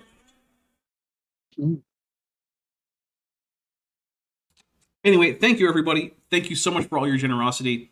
We didn't hit the 2-2, but you were still extremely generous, and I really appreciate it. I hope that I will see all of you tomorrow on Top Hats Off, and failing that, on Thursday. Have a great night. Bye, everybody.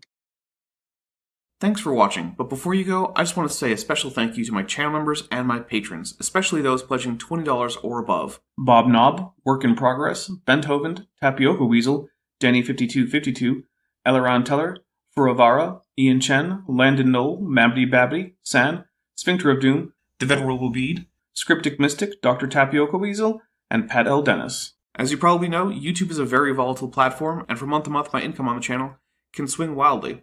But the people you see on screen are directly supporting so that I don't have to worry too much about that, and the channel can keep going as it is, and perhaps even improving. If you'd like to join this team, there are links below to join the channel or in the description to join the Patreon.